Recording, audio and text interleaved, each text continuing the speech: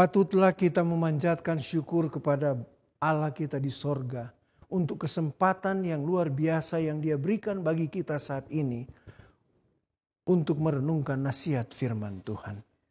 Untuk itu Bapak Ibu Saudara sekalian, mari kita tunduk kepala, kita berdoa. Bapa kami yang berdiam di takhta kemuliaan sorga, kami bersyukur berterima kasih untuk kesempatan yang indah yang Kau berikan bagi kami saat ini untuk merenungkan nasihat firman-Mu. Ampuni kami semua, layakkanlah kami untuk kebenaran firman yang kami akan pelajari saat ini. Urapi kami oleh kuasa Roh Kudus-Mu. Apabila ada kuasa kegelapan, hancurkan itu oleh kuasa darah-Mu.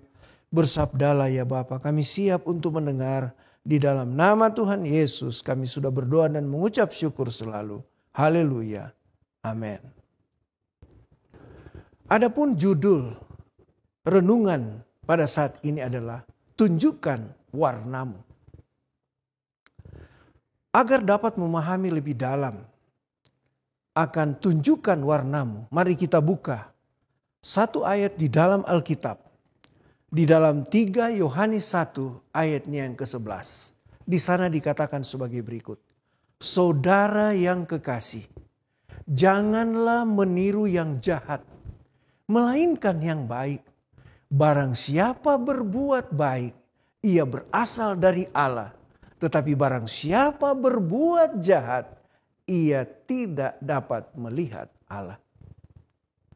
Saudara-saudaraku, ketika kita membaca ayat ini, maka ayat ini mau mengajak kita, firman Tuhan ini mau mengajak kita sebagai umat Tuhan, tunjukkan warna kebaikanmu. Tunjukkanlah hal yang berkenan di hadapan Tuhan. Karena inilah yang dikehendaki Tuhan bagi kehidupan saudara dan saya. Di dalam Matius 5 ayat 16, di sana dikatakan sebagai berikut. Demikianlah hendaknya terangmu bercahaya di depan orang, supaya mereka melihat perbuatanmu yang baik dan memuliakan Bapamu yang di sorga. Kembali saudaraku yang kekasih. Warna kehidupan yang harus kita miliki sebagai pengikut Kristus yang setia adalah perbuatan baik. Melakukan hal-hal yang baik di dalam kehidupan kita. Kita berbuat baik agar orang lain melihat perbuatan baik kita dan dapat memuliakan Bapa yang di sorga.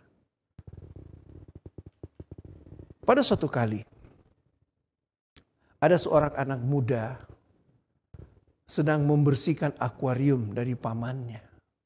Ia memandang kepada ikan arwana yang agak kebiruan dengan takjub. Tanpa dia menyadari pamannya sudah berada di belakangnya. Lalu paman ini menyampaikan sesuatu kepadanya. Kamu tahu berapa harga ikan itu? Tanya sang paman. Anak muda ini menjawab. Dia katakan, saya tidak tahu paman. Berapa harganya? Lalu paman ini memberikan cara bagaimana supaya dapat mengetahui harga dari ikan arwana tersebut. Dia bilang begini kepada anak muda ini, coba kamu tawarkan ke tetangga yang di sebelah. Perintah dari paman. Dia foto ikan tersebut, lalu dia datang kepada tetangga.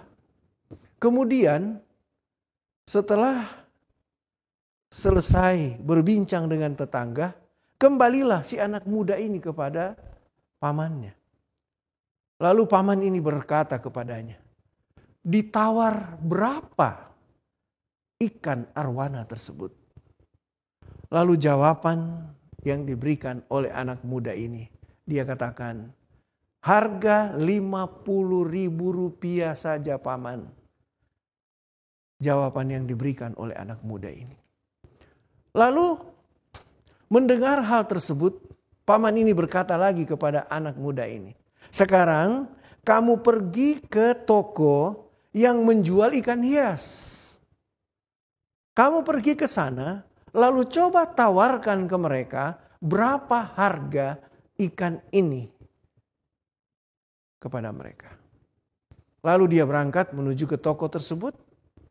Dan setelah beberapa waktu kembali lagi dia kepada pamannya.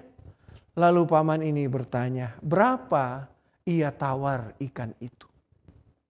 Tanya sang paman. Lalu jawaban yang diberikan oleh anak muda ini, dia katakan, mereka memberikan harga 800.000 rupiah paman. Ketika mendengar harga tersebut, si anak muda ini gembira. Ya, dia senang. Tadi tetangga cuma tawarkan 50.000. Namun sekarang sudah menjadi 800.000 rupiah. 800.000 rupiah. Jadi anak muda ini berpikir bahwa paman ini pasti akan menjual ikan tersebut. Tapi ternyata sang paman belum puas. Dia katakan kepada anak muda, dia bilang, sekarang coba kamu tawarkan kepada seorang juragan yang lain. Ya, lalu tunjukkan bukti bahwa ikan arwana ini telah pernah mengikuti lomba dan pernah menjadi juara. Akhirnya anak muda ini dengan penasaran, dia pun pergi lagi. Dia bertemu dengan Pak Joni, lalu berbincang-bincang dengan Pak Joni. Akhirnya setelah selesai dia pulang dengan pikiran. Banyak dia berpikir tentang kenapa harus jadi demikian. Tiba kepada paman, paman pun langsung bertanya, berapa ia menawar ikan tersebut? Jawab anak muda ini kepada pamannya, dia bilang, ikan itu ditawar dengan harga 80 juta rupiah paman. Ia terkejut. Dia terkejut menyaksikan harga satu ikan yang bisa berbeda-beda. Lalu apa yang dikatakan oleh paman ini kepada anak muda ini? Dia bilang begini, nak, aku sedang mengajarkan kepadamu bahwa kamu hanya akan dihargai dengan benar ketika kamu berada di lingkungan yang tepat. Apa maksudnya? Dari ungkapan kalimat ini saudara-saudaraku yang kekasih, maka kita menemukan ada sekitar 5 hal. Yang pertama, kita semua adalah orang biasa dalam pandangan orang-orang yang tidak mengenal kita. Yang kedua, kita adalah orang yang menarik di mata orang yang memahami kita. Ketiga, kita ini istimewa dalam penglihatan orang-orang yang mencintai kita, saudara. Yang keempat, kita adalah pribadi yang menjengkelkan bagi orang yang penuh kedengkian terhadap kita. Dan yang terakhir, saudara-saudaraku yang kekasih, kita adalah orang jahat di dalam tatapan orang-orang yang iri akan kita. Saudara-saudaraku yang kekasih, apa maksudnya? Kesimpulan dari renungan yang saya mau bawakan pada saat ini adalah, pada akhirnya setiap orang memiliki pandangannya masing-masing terhadap kita, saudara-saudara. Maka tak usahlah bersusah payah supaya kelihatan baik di mata orang, saudara-saudara.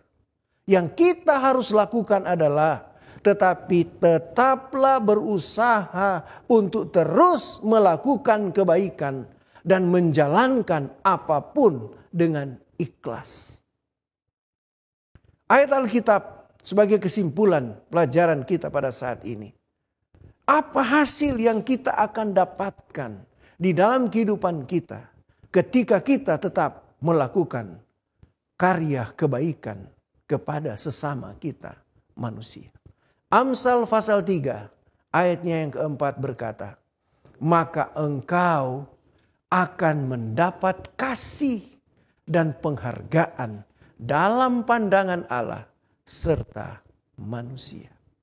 Kiranya Tuhan menolong kita semua di dalam kehidupan kita setiap waktu. Tunjukkan warna kita. Tunjukkan kita adalah umat Tuhan. Tunjukkan hal baik di dalam kehidupan kita. Apapun orang mau berkata tentang kita. Tetapi ketika kita melakukan karya kebaikan, saudaraku yang kekasih, kita akan dapatkan penghargaan yang luar biasa dari Allah dan penghargaan dari sesama manusia. Kiranya Tuhan memberkati kita sekalian. Kiranya kita akan tetap melakukan hal yang baik selama kita hidup di atas dunia ini. Sehingga kita berkenan di hadapan Tuhan dan di hadapan sesama manusia. Saya bawa di dalam nama Tuhan Yesus. Amin. Mari kita tunduk kepala, kita berdoa. Ya Allah, ya Tuhan kami bersyukur untuk kesempatan yang luar biasa Engkau berikan bagi kami untuk memahami firman-Mu.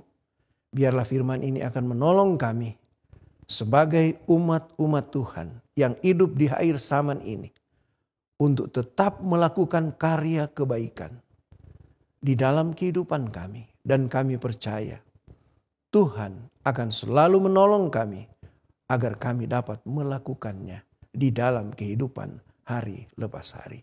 Terima kasih karena Engkau mau dengarkan semua permohonan kami. Terima kasih karena kami percaya Engkau akan jawab sesuai dengan kemurahan-Mu. Di dalam nama Tuhan Yesus kami sudah berdoa. Amin.